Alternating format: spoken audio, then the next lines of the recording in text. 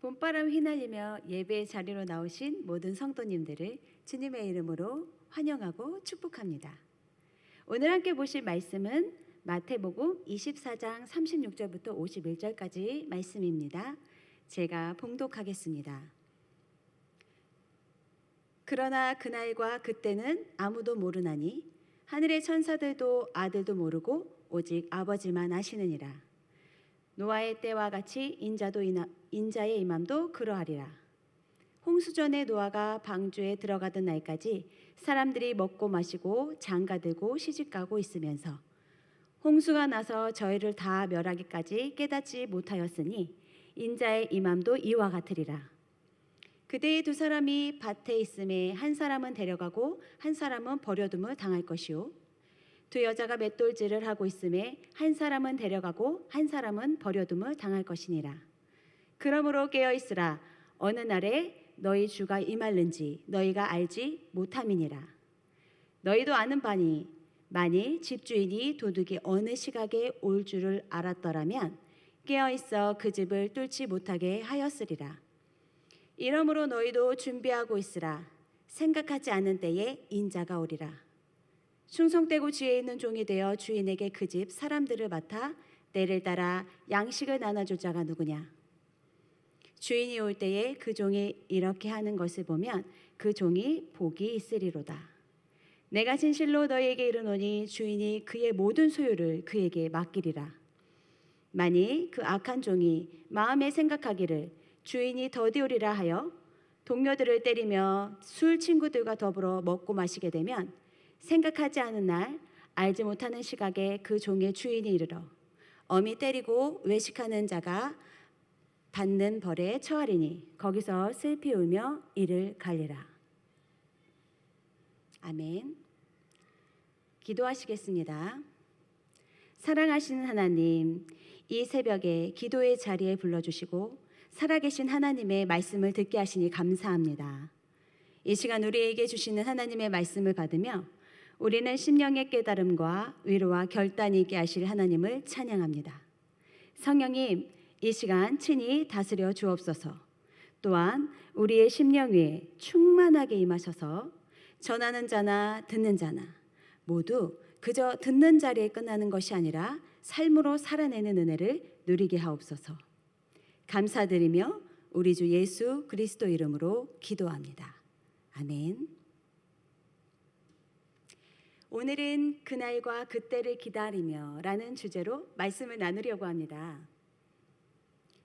유대인의 전통 결혼 풍습을 보면 신랑과 신부는 먼저 약혼을 합니다. 함께 살지는 않지만 이 약혼은 이미 법적으로 부부로 간주되는 매우 중요한 언약입니다. 신랑은 신부의 부모에게 지참금을 드리고 다시 자신의 아버지가 계신 집으로 돌아갑니다. 그리고 신부와 함께 살아갈 집을 준비하기 시작합니다. 신부는 그 시간을 기다립니다. 그런데 여기서 중요한 점이 있습니다. 신랑이 자, 이제 준비가 되었으니 신부에게 가야 되겠다. 마음을 먹어도 아버지가 아직 아니다 라고 하시면 갈 수 없다는 것입니다. 그날과 그때는 아들인 신랑이 정하는 것이 아니라 오직 신랑의 아버지가 정합니다. 아들은 그저 성실하게 신부를 맞이할 집을 준비하며 아버지의 때를 기다릴 뿐입니다. 오늘 본문에서도 예수님은 이렇게 말씀하십니다. 함께 읽어볼까요? 그날과 그때는 아무도 모르나니 하늘의 천사들도 아들도 모르고 오직 아버지만 아시느니라. 유대인들이라면 모두 이해하는 대목이 아닐까 싶습니다. 감람산에서 제자들은 예수님께 그 마지막 때 징조와 예수님의 재림에 대해서 질문을 합니다. 특히 언제인지 제자들이 예수님께 물었습니다. 이 모습을 생각해 보면 우리 한 가지 질문을 하게 됩니다. 예수님은 하나님의 아들이시며 하나님이신데 왜 그날과 그때를 모르신다고 하셨을까요? 그것은 모르셔서가 아니라 스스로 하나님 아버지의 주권 아래 순종하시는 모습입니다. 예수님은 어떤 일도 독단적으로, 독자적으로 행하지 않으셨습니다. 오직 하나님 아버지의 뜻과 그 주권에 따라 움직이셨습니다. 이것이 그날과 그때에 대한 주권이 오직 하나님 아버지에게 있음을 강조하고 선포하는 것입니다.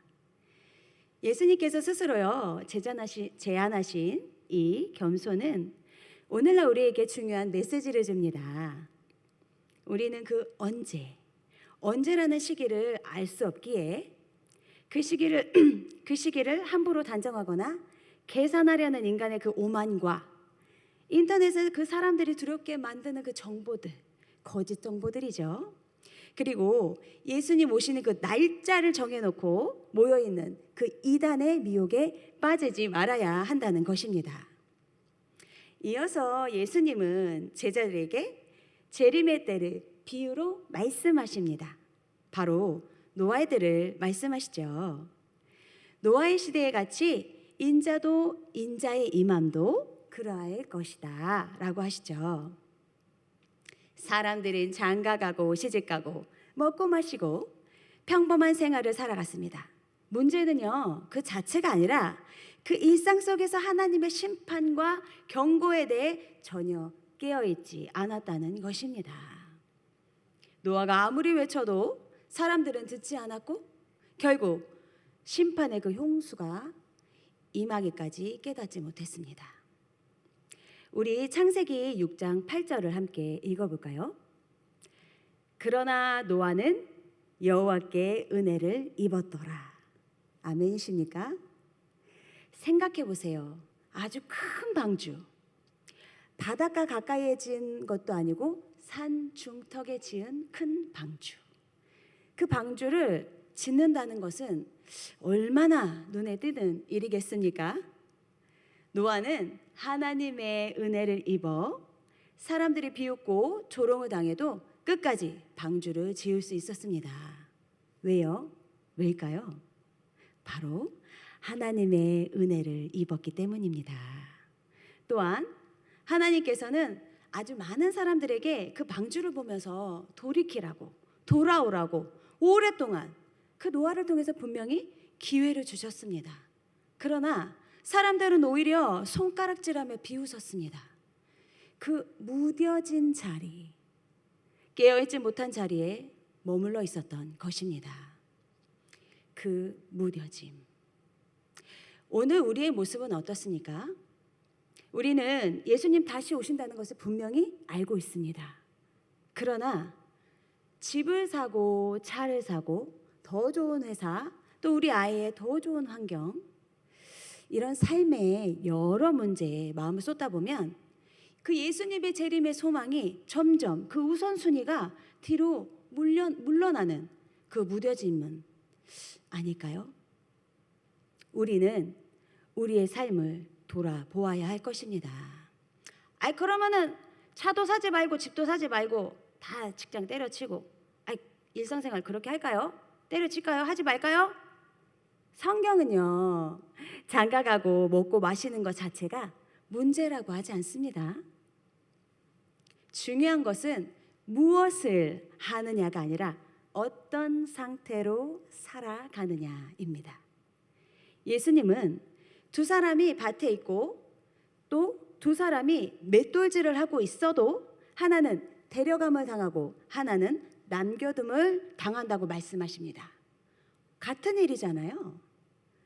그 결과는 전혀 다르게 나타날 수 있다는 것입니다. 그렇다면 우리는 어떤 마음의 상태를 준비해야 할까요? 우리 마태복음 42장부터 43절까지 같이 읽어볼까요? 그러므로 깨어있으라. 어느 날에 너희 주가 임할는지 너희가 알지 못함이니라.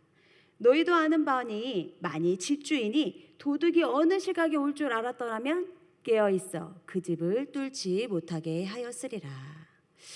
이 도둑이요, 집을 뚫어버린다네요. 저 내일 새벽에 저 권사님 댁 딱 뚫어서 싹 털어갈게요. 이렇게 알려주고 들이닥치는 도둑이 있을까요? 생각지도 못할 때에 또 아무도 없을 때에 도둑은 도둑같이 침입할 것입니다.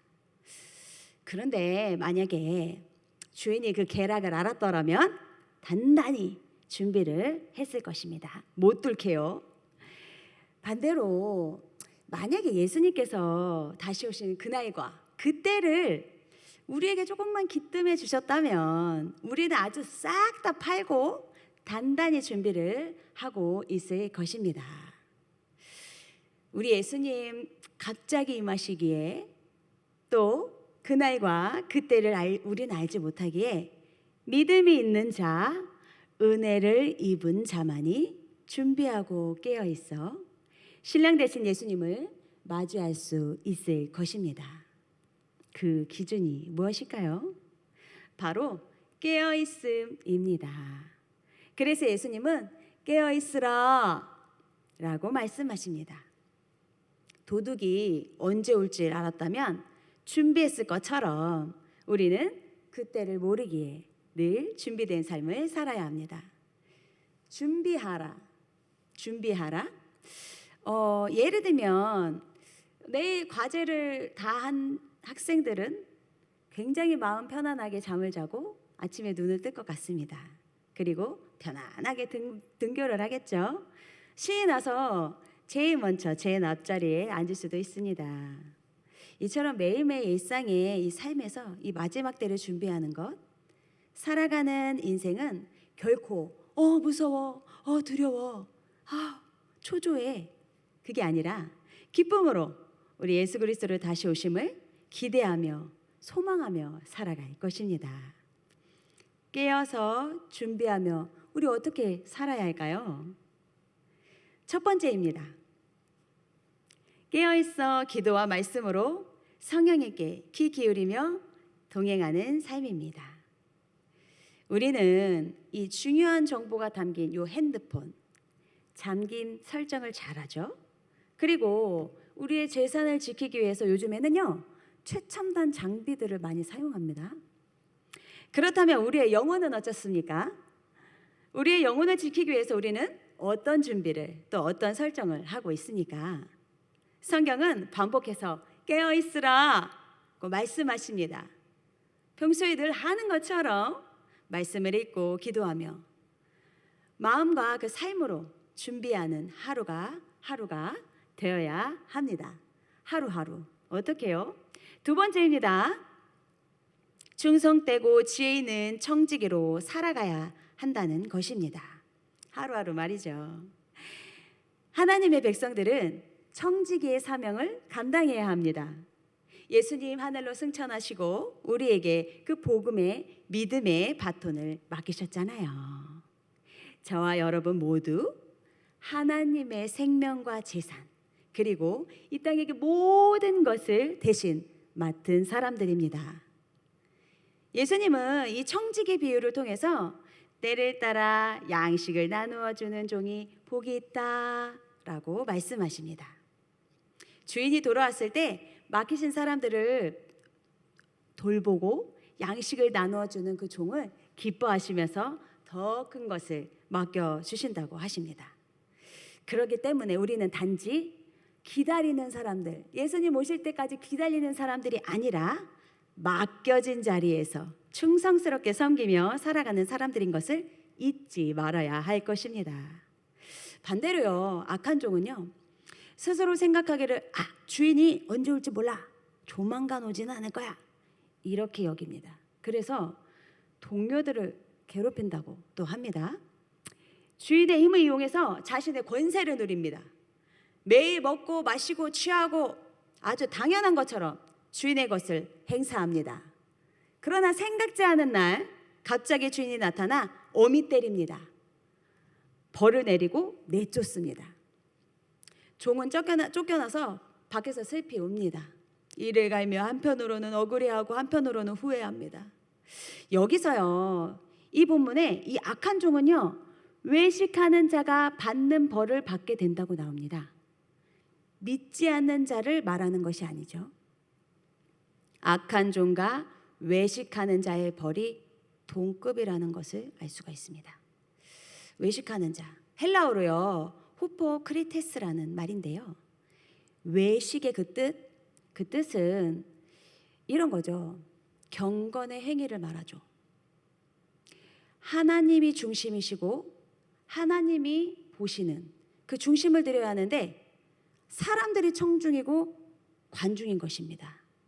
하나님의 눈과 귀를 생각하지 않고 사는 그리스도인, 용서할 줄 모르는 교인, 영적, 사회적 책임을 다하지 않은 그리스도인들이 받는 형벌의 제목이 바로 외식인 것입니다. 악한 종과 이 외식하는 자의 벌이 동일하다고 나오는 것을 우리는 잊지 말아야 할 것입니다. 이러한 모습들이 마지막 때에 우리 예수님 다시 오실 때 있을 모습입니다. 은혜를 받은 노아, 은혜를 입은 노아. 우리는 노아의 비유를 들려주신 예수님의 그 말씀을 들으면서 어려운 중에도 믿음을 지키며 각자 자신의 사명을 묵묵하게 감당하며 갈 것입니다. 하나님께서 맡기신 청지기의 사명을 끝까지 감당하는 사람은요, 예수님 다시 오셔서 와락 안아주시며 그간 그 구멍 났던 아픔을 싸매어 주실 것이고, 그 억울했던 마음을 내가 안다, 고맙다 도닥여 주실 것입니다. 그리고 그분의 그 모든 소유, 즉 천국의 유업을 상속받을 것이며 이 땅의 수고에 대한 상급을 받아 누리게 될 것입니다. 말씀을 정리하겠습니다. 사랑하는 성도 여러분, 오늘 말씀을 통해서 우리는 다시 기억해야 합니다. 예수님 다시 오시는 그 재림의 그날, 그때는 오직 하나님 아버지만 아십니다. 그리고 그날은 반드시 임할 것입니다. 일상생활에서 똑같은 일을 하는 사람들 가운데서 깨어있는 자와 그렇지 않은 자가 나누어지게 될 것입니다. 어쩌면 각박한 이 세상 속에서 그 세밀하게 말씀하시는 그 음성에 반응하여 우리는 늘 깨어 있어야 할 것입니다. 청지기로서 사명을 감당하시는 여러분, 우리 가정에서 또 공동체에서 사업장에서 때로는 학업에서 충성되고 지혜로운 주인의 종으로 여러분이 나눌 수 있는 양식이 무엇입니까? 복음입니까? 섬김입니까? 사랑, 재정, 아니면 시간입니까? 무엇이든지 우리는 나눌 수 있습니다.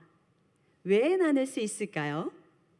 우리는 모두 은혜를 입은 자이기 때문입니다. 주님으로부터 맡겨진 것이기 때문에 그러기에 우리는 무엇이든지 나눌 수 있습니다. 오늘 우리가 가지고 있는 한 가지를 우리 주변에 있는 사람들에게 나누어 봤으면 좋겠습니다. 오늘도 기도와 말씀으로 깨어있고 맡겨진 자리에서 충성되고 지혜 있는 종으로 살아가는 여러분, 영과 육의 양식을 나누게 될 오늘 여러분의 모든 삶을 축복합니다. 그날을 준비하며 신랑 되신 예수님을 기쁨으로 맞이할 수 있는 저와 여러분이 되기를 간절히 소망합니다. 오늘 하나님이 주시는 이 말씀을 가지고 우리 세 가지 기도 제목으로 기도하도록 하겠습니다. 첫 번째는요, 하나님의 때와 주권을 신뢰하게 하소서. 나의 인생의 주인 되신 하나님, 나의 모든 것의 주인은 하나님이세요. 하나님만 신뢰하고 믿음 주옵소서, 신뢰할 수 있도록 믿음 주옵소서 라고 기도하겠습니다. 두 번째는 영적으로 깨어있는 삶을 사도록 도와주옵소서. 은혜 입은 자가 되어 오늘도 나의 영을 깨워주시고 그 말씀이 기반이 되기를 바랍니다. 성령님, 동행하는 삶을 살기를 원합니다. 도와주옵소서. 우리 세 번째는요, 충성되고 지혜로운 청지기로 살아가도록 도와주옵소서. 저에게 맡겨주신 청지기의 삶, 나의 가정, 나의 일터, 나의 공동체에서 충성되고 지혜롭게 나누어주는 삶을 살기를 바랍니다. 우리 그러한 마음으로 함께 기도하도록 하겠습니다. 기도합니다.